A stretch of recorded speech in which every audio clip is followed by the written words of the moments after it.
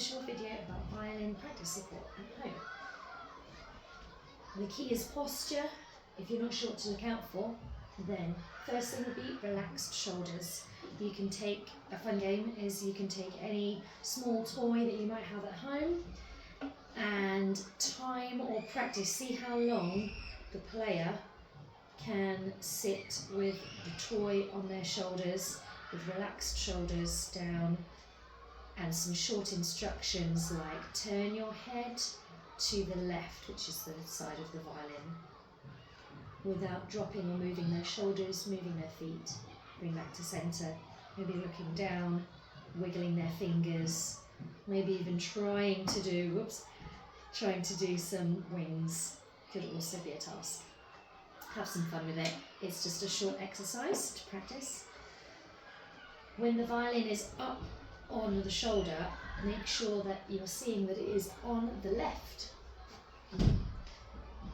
Sometimes the violin can migrate to the middle, and that will bring some ache in the shoulder, and also sometimes the elbow can be stuck to the side of the body to rest in or kind of position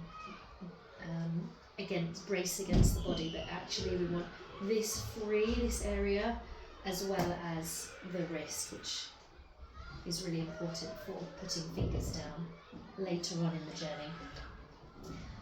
Violin on the left shoulder.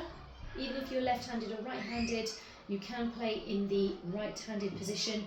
I don't teach left-handed violin, but there are differences with how a person would maybe organise their body, but it is completely possible.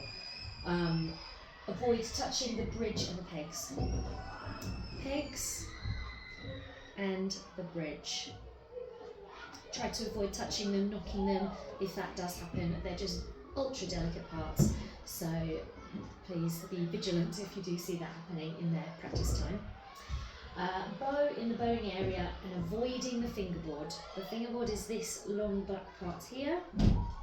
Try to avoid that area, so we bow within the bridge and the fingerboard area, equidistant, right in the middle between the two parts. So when I bring my bow here,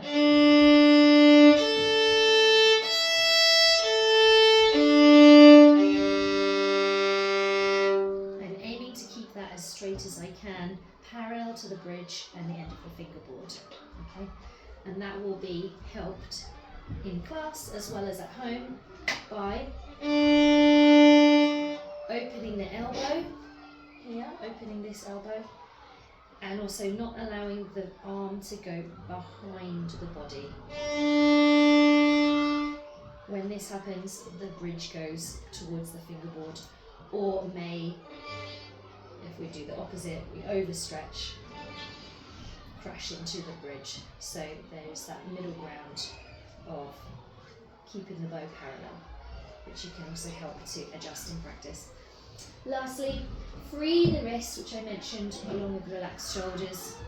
That the wrist here is not clutching, holding, or resting against the edge of the body of the violin, which some smaller players can do comfortably, but then when they grow out of that size and they grow, it's now no longer possible, and it creates a bad habit. So we try to free the wrist. Imagine a bubble is there. If we go too close, we're about to pop the bubble, and that will help massively in the violin playing journey.